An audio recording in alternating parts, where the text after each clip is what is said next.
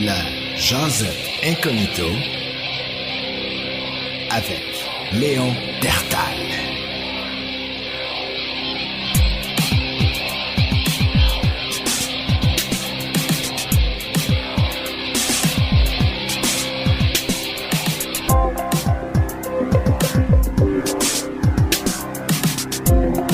Bonjour tout le monde, c'est Léon Dertal.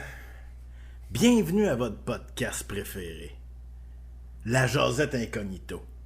On a fait du chemin.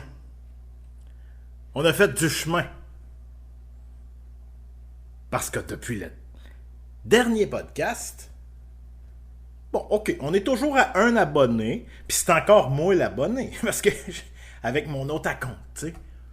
Puis, comme je l'ai déjà dit, je ne réécoute pas mes podcasts. Donc, techniquement, la question est, ai-je vraiment un abonné? Bon, regarde, on n'ira pas plus loin sur la question, là. Parce que, pourquoi je fais ce podcast-là?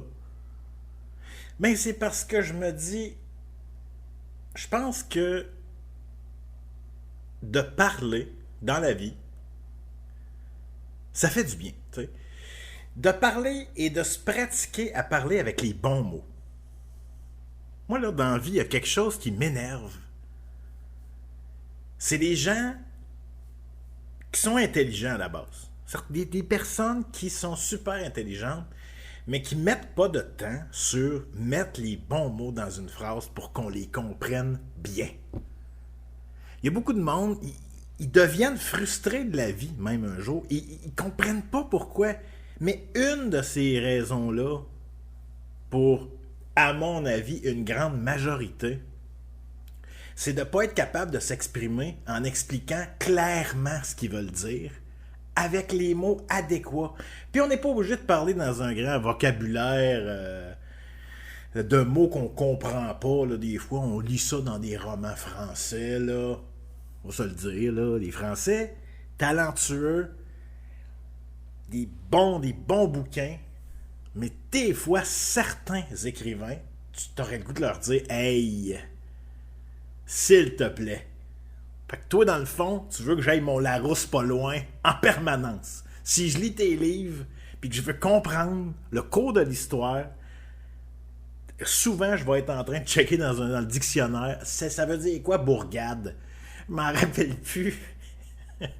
Puis je ne sais même pas. Puis j'ai pas de Larousse. Peut-être que mon abonné pourrait le dire dans les commentaires. Qu'est-ce que ça veut dire, bourgade? À mon avis, bourgade, c'est une genre de blague, là. Ça se peut-tu? C'est une genre de blague.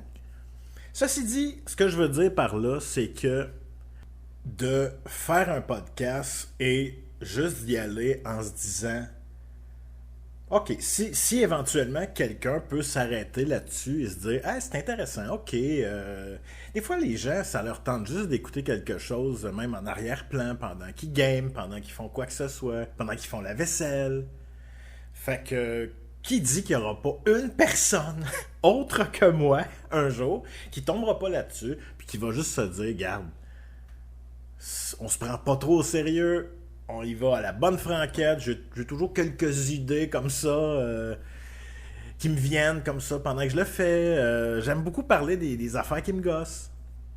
Des affaires qui me gossent dans la vie. Je pourrais faire juste des podcasts là-dessus. Fait que tu sais, j'adore faire des petites capsules, choses qui me gossent. Et c'est souvent des choses très, très, très futiles. Hey, ça c'est un mot recherché. Pognez votre Larousse, allez voir. Non, mais futile, allez voir. C'est un peu comme François Pérusse aussi avait déjà dit ça de son humour, tu sais. C'est futile, c'est dans le sens que, tu sais, c'est François Pérusse. Allez voir dans votre Larousse, c'est ça la définition de futile. Bon.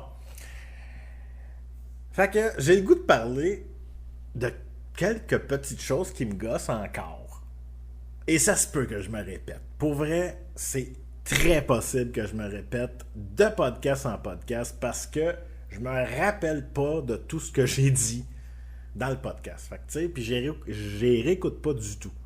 Je fais rien de checker, 5 secondes, voir le son est-tu bon, y a-tu un back sound? Désolé si mon père écoute. J'ai dit back sound. J'ai dit un mot anglais. Oui, la langue française, c'est important. Ça se peut que des fois, je glisse quelques anglicismes.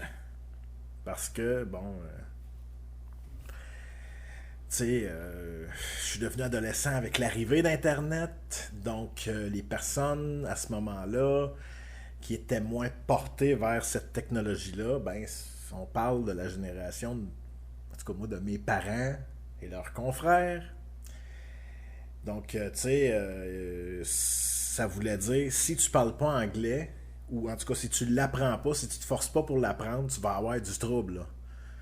1998, Internet, là, au Québec, là, puis là, le Québec se vantait la toile du Québec, une espèce de Google québécois, là.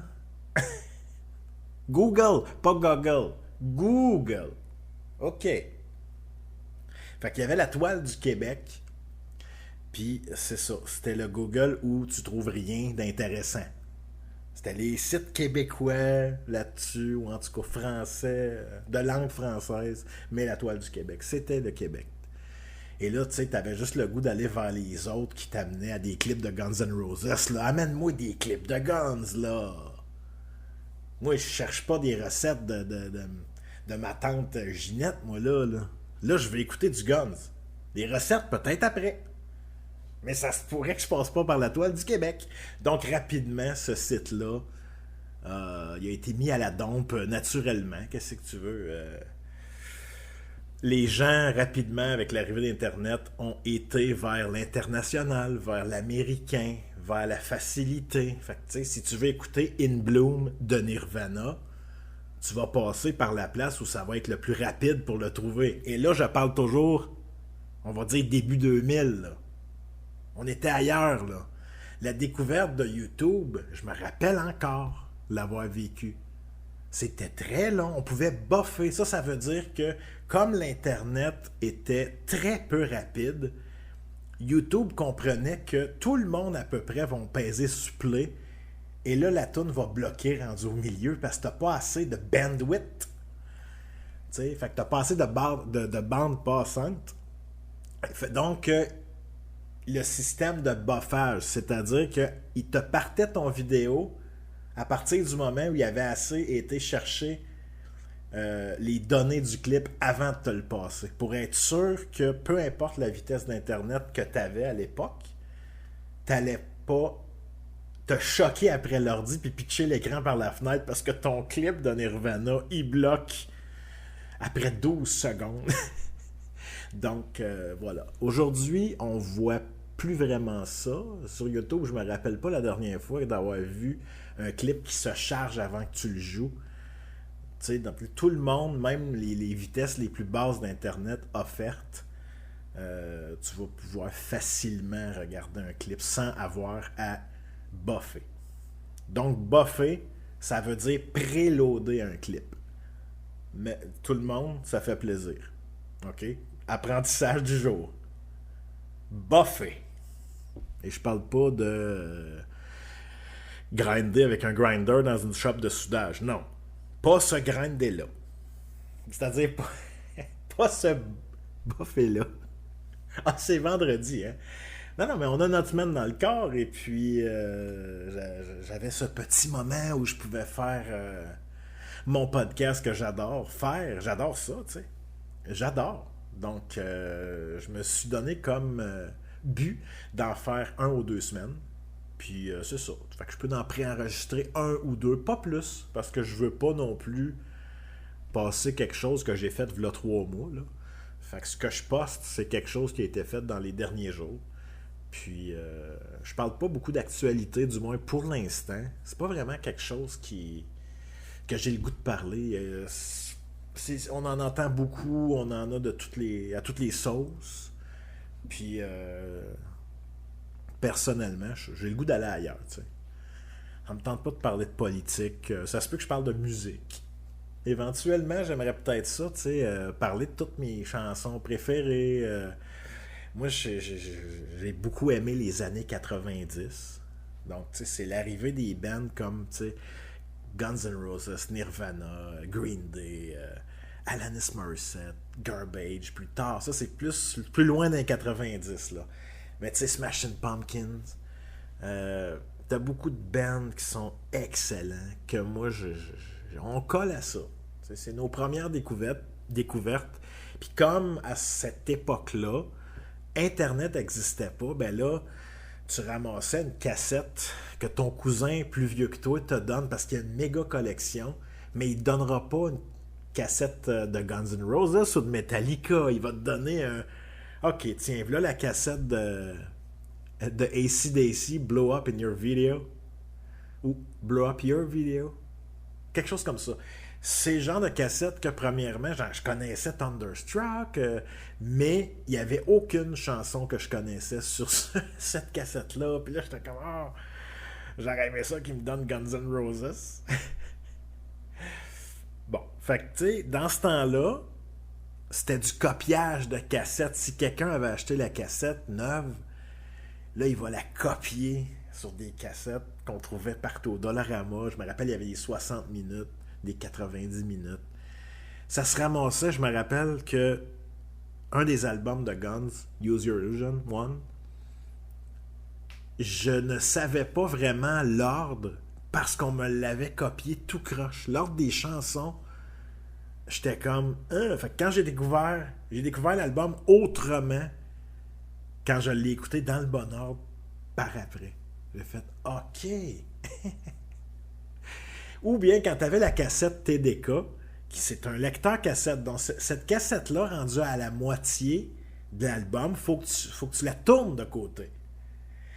Et le désavantage de ça, je pense, c'est que c'est pas tout le monde qui comprenait c'était quoi le côté A et le côté B.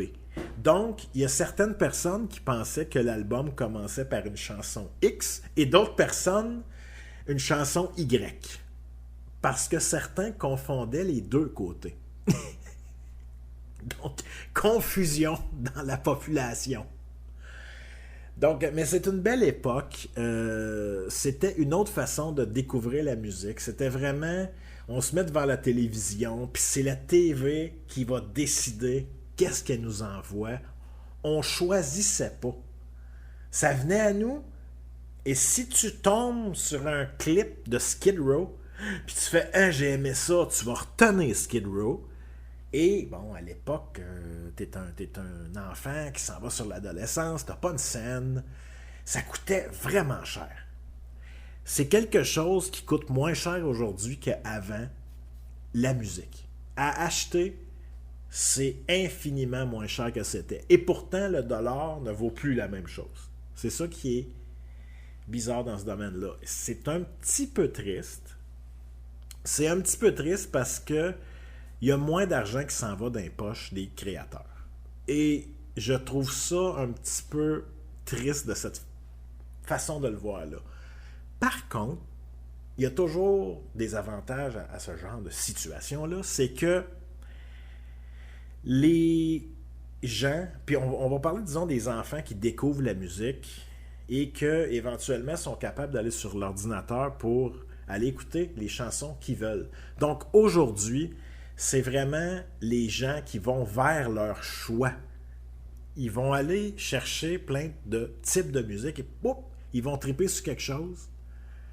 C'est eux qui vont aller vers, qui vont aller vers ce vidéoclip-là, par exemple, ou ce spectacle-là. Tu n'as pas à payer 30 pour l'acheter. Donc, c'est sûr que le désavantage est qu'il y a moins d'entrée d'argent. Techniquement, c'est infiniment moins qu'avant pour eux. Mais d'un autre côté, un groupe qui fait vraiment de la musique puis qu'ils sont capables de se produire live puis donner vraiment un bon spectacle, ils vont avoir tendance à attirer beaucoup plus de monde sans avoir eu à aller dans la télévision conventionnelle où est-ce que faut que tu aies des contacts, puis il faut vraiment que tu sois bon, puis il faut que tu sois la découverte, puis il faut que on va le dire, que tu rentres dans cette gamique-là.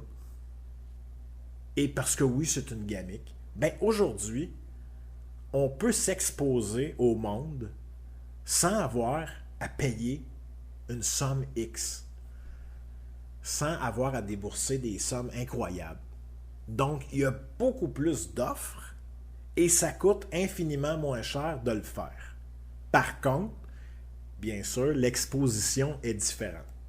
Sur YouTube, tu vas poster des vidéoclips, tu vas poster du travail que tu as fait maison avec une caméra que tu as acheté pas cher, et puis là, tu as ton programme de montage vidéo. C'est beaucoup de temps, ça coûte beaucoup moins cher, mais c'est que ça veut pas dire que même si c'est un chef-d'œuvre, les gens vont venir vers toi. Donc là, il faut que tu trouves d'autres façons de te projeter. Donc là, les gens vont aller vers TikTok, Instagram. Ils vont essayer d'aller partout où est-ce qu'ils peuvent mettre des petits extraits, puis des façons d'aller chercher. Il y a du clickbait là-dedans. Ben oui, c'est une stratégie. Le clickbait, c'est inciter à cliquer. Viens vers moi, tu sais. Parce qu'il y a quelque chose...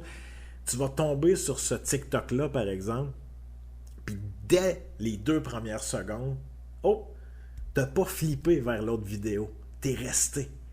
Donc, il y a cette stratégie-là de mettre quelque chose là, d'extravagant, mais dans le fond, c'est du vide un peu. C'est ça que j'aime pas, moi, de tout ça.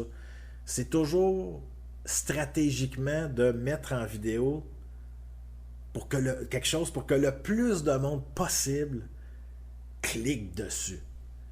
Puis là, ils réalisent souvent rapidement, c'était pas le produit que je voulais. Flip! Beaucoup vont flipper, certains vont rester. Mais je dis pas que c'est une mauvaise façon de se promouvoir. Par contre, je trouve qu'il y a beaucoup de faux. Les gens ont un besoin d'exposition incroyable et avec ce genre de plateforme-là, ils le trouvent. Ils sont à un clic de pouvoir faire un TikTok live et se montrer devant plein de personnes. Et souvent, j'ai été faire un tour. Moi, je suis quelqu'un qui a... Tu vois, je suis un petit peu en retard là-dessus parce que TikTok, pour moi, on recule de quelques semaines. Je savais pas vraiment c'était quoi. Je m'en doutais, je veux dire. Mais c'est que moi, j'ai été habitué, ben oui, avec Facebook, Instagram, YouTube. C'est sûr que je suis de la première génération d'ados qui découvraient Internet. Donc là, ceux qui naissent dans une technologie qui existe déjà, c'est certain que là, plus jeunes, ils vont avoir tendance à aller vers la technologie qui existe. Donc, ils la découvrent plus vite. Leur cerveau se forme différemment du mien à l'époque et ils vont aller découvrir des plateformes comme ça, s'exposer, se ramasser des milliers, des fois des centaines de mille abonnés.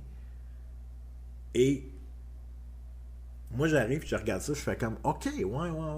J'avais pas vu ça de même. Et là, elle promouvoit quelque chose, cette personne-là.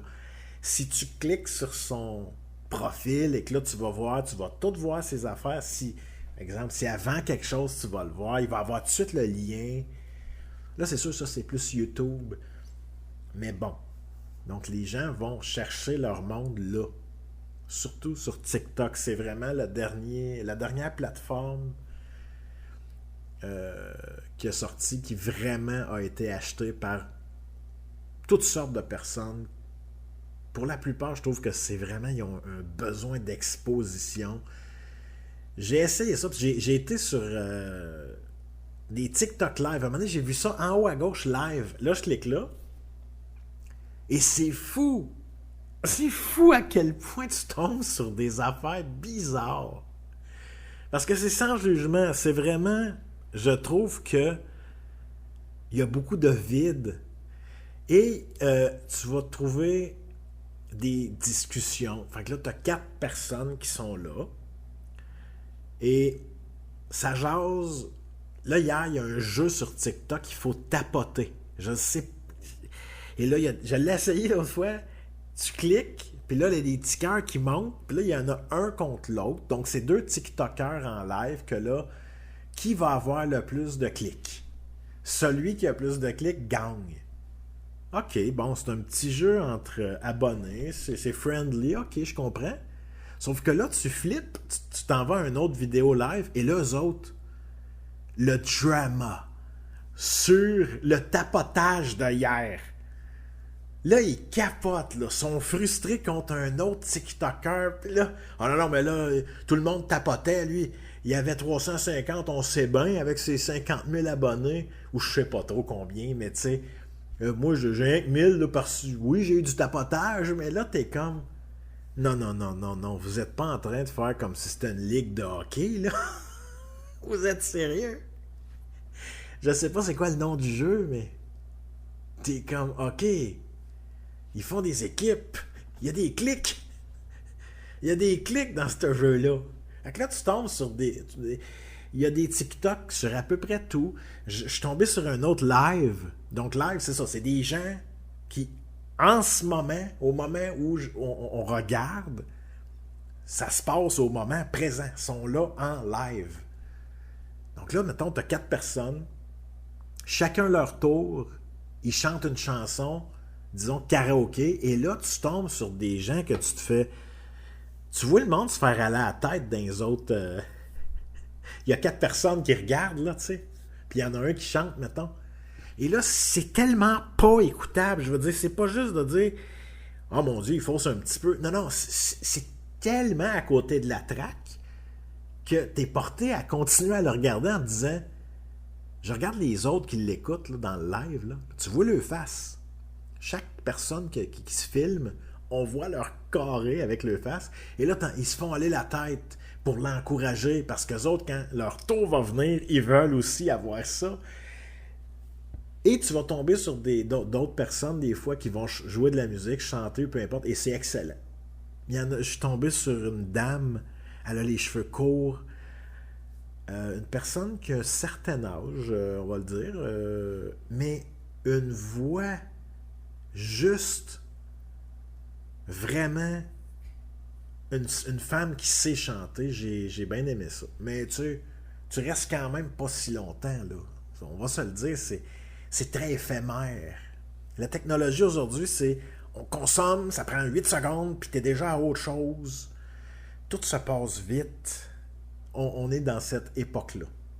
La rapidité, mais le cerveau, j'ai l'impression que les humains, dans leur vie, flippent leur vie.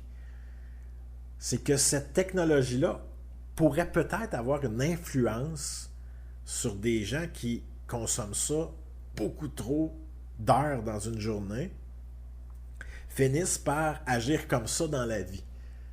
Ah, j'aime pas une job, flip. Ah, on s'est pogné, ma blonde, flip.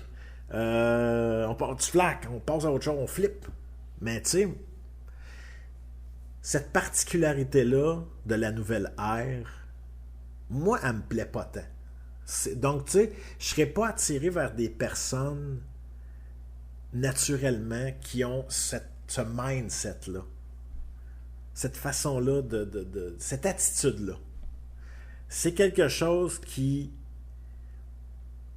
est pas chimiquement compatible avec moi. Puis c'est pas grave, ça veut pas dire que je les envoie pas chier, là. Mais c'est comme, tu viendras pas prendre une bière chez nous. Puis là, tu dis en même temps, en passant, oui, pas de trouble que tu viennes boire une bière, j'en ai pas, puis j'en bois pas non plus. Fait que, tu sais. Mais ça arrive, par exemple. Ça arrive, j'ai aucun problème avec ça. C'est correct qu'une personne prenne une bière, pas toi, je veux dire. Mais j'ai l'impression aussi qu'il y a certaines personnes que ça les déçoit de boire seul. Parce que veut pas, ces deux personnes qui évoluent pas leur état de pensée de la même façon. Si moi j'ai mon verre d'eau et l'autre a je sais pas, son 6 packs de Corona, peu importe. Mais donc c'est ça, c'est ça. J'ai de la misère vraiment à m'attacher à cette nouvelle technologie-là qui, j'ai l'impression, qui joue dans le cerveau des personnes qui, souvent très jeunes, vont commencer à consommer ce genre de médias-là. Et c'est la culture du flippage. On flippe. Flipper, c'est passer au next. On passe au suivant. Et c'est ça. TikTok, c'est ça. Tu regardes une vidéo, 3 secondes de passer, je sais que j'aimerais pas ça. Flip! On prend on prend une vidéo et vers le bas. Et là, il y a une autre vidéo qui arrive. Je l'explique parce que certaines personnes, depuis tantôt, peut-être des personnes d'un certain âge, vont écouter ça et vont dire « C'est quoi TikTok? Je comprends rien de ce qu'il dit. » C'est un média que tu peux flipper des vidéos, passer au suivant en 4 secondes. Ça nous prend de quoi d'extravagant pour qu'on reste jusqu'à la fin. Je pense que c'est spectaculaire la nouvelle technologie, mais il y a des points négatifs à tout ça. Et il y a aussi des points positifs. Bien sûr. Comme, je sais pas moi, peut-être faire du montage vidéo, faire de la mécanique sur une automobile, trouver des informations sur quoi que ce soit, Google Earth, peu importe. Les médias sociaux et autres, gamer en ligne. Tout est rendu accessible. Donc les gens aujourd'hui qui ont un minimum de curiosité sur quelque chose et qui ont le goût de le développer, ben, il y a sur YouTube, il va y avoir 1000 personnes qui ont fait des vidéos pour te l'expliquer de façon simple, étape par étape. J'ai appris à jouer du piano. Pendant la pandémie, il n'était pas question, moi, que je m'arrête et que je foute absolument rien. J'ai vécu un moment où est-ce que tout s'est arrêté. Donc là, quelques semaines, j'étais dans mon appartement et à ce moment-là, j'étais seul dans mon appartement et je me suis dit, il n'est pas question que j'attende. Je veux dire, OK, on m'oblige techniquement à ne pas sortir. OK. Je me suis acheté un piano professionnel et je me suis mis à enregistrer de la musique avec ce piano-là et j'ai appris des chansons. Et je me suis mis à jouer de façon fluide et à passer des heures sur le piano en me disant « Hey, moi, mais que je sorte de tout ça, au moins, je vais pouvoir dire que j'aurai au moins optimisé ce temps-là. » J'ai appris quelque chose par moi-même. Sans Internet, aurait vraiment fallu que je fouille dans le petit livre qui me montre les accords, que j'aille acheter des partitions. Pas besoin. Ouais, mais là, les artistes, ils en ont moins dans les poches. Je le sais. Je m'excuse à Elton John d'avoir appris gratuitement sa chanson au piano avec des super professeurs sur YouTube. Il décortique toute la chanson, il explique c'est quoi l'accord, pourquoi qu'on passe par cette transition-là, etc. Comment au piano dealer avec la pédale. Pour une personne qui a joué de la guitare des années, le coup de pied que tu donnes à chaque temps à la guitare, souvent, il est sur le temps. Au piano, c'est comme le contraire de ça. Il faut que tu apprennes à taper du pied à contre-temps, techniquement. Donc là, rentrer ça dans le cerveau, qui est déjà comme forgé sur guitare, doit déconstruire, désapprendre pour réapprendre. J'ai aimé ça aussi.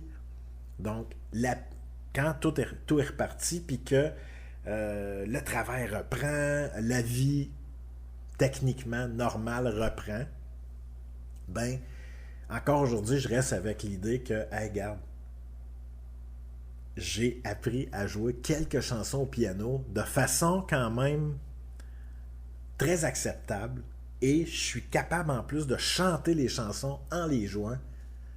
Donc je sors de la pandémie en me disant c'était pas facile tous les jours. Honnêtement, moi j'étais parti sur une lancée juste avant et la pandémie a mis des bâtons dans les roues de bien des gens qui s'attendaient pas à ça et que du jour au lendemain, il y a beaucoup de plans de vie qui changent, veux pas. Et oui, ça a été difficile pour plusieurs personnes là-dessus, dont moi. Mais il n'y a rien qui arrive pour rien. Et ça a reparti en double et en triple après. Et depuis, ça n'a pas arrêté. Ben, c'est-à-dire, il y a eu il y a eu des vides. Il y a eu... Tu sais, la vie, c'est la vie. Hein. On essaie des choses. D'ailleurs, moi, tu sais, j'ai pas d'enfant. Je peux le dire. J'ai pas honte de le dire.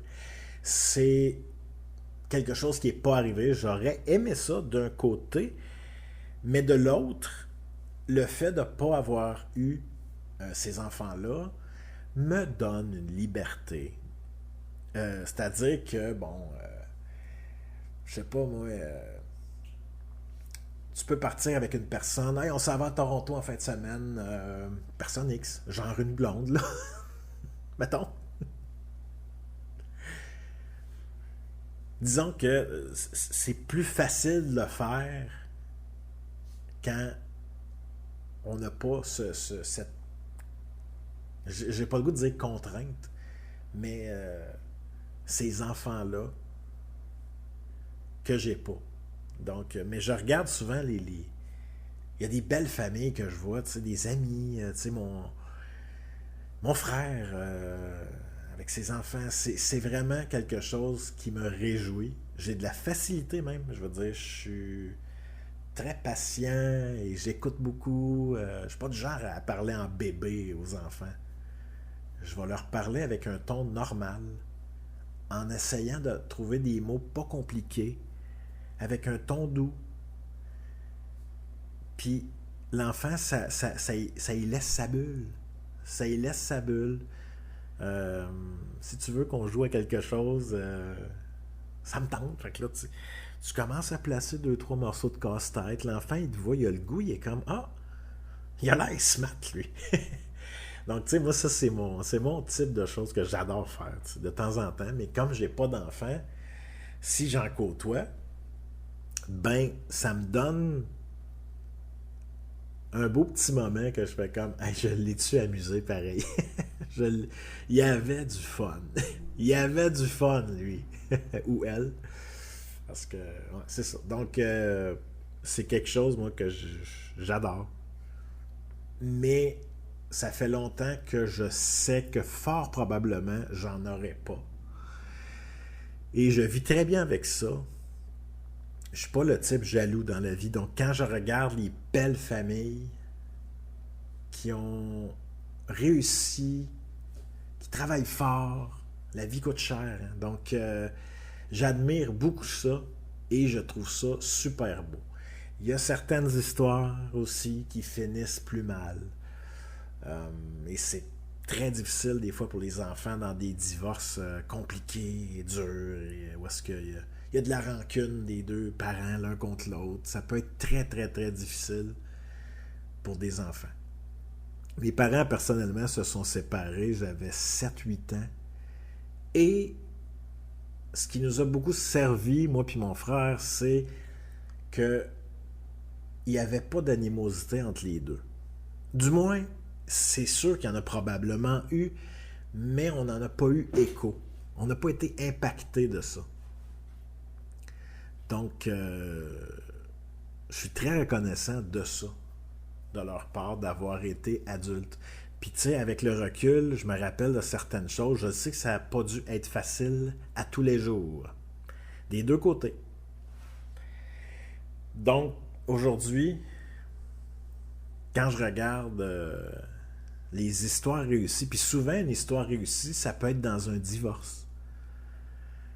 Tu sais, les deux se replacent chacun de leur côté et se disent on a vécu des belles années, on a fait une bonne ride ensemble. Maintenant, c'est le temps de prendre chacun nos chemins. Et on peut-tu pour les enfants faire notre possible pour pas leur nuire et de leur rendre service et d'être des bons parents, des bons adultes? Ben moi, mes parents, ça a été ça. Il y a pas, j'ai pas senti de guerre vraiment. Et ça nous a rendu énormément service. Donc voilà, c'était ma petite tranche de vie. Donc, sur ce, je vais terminer ce podcast et j'espère vous revoir au prochain. Je vous watch, vous autres, là. Vous êtes mieux d'être là. Vous allez voir, on parlait de plein d'affaires. Ça va être le fun. C'était Léon Dertal pour la Jazette Incognito.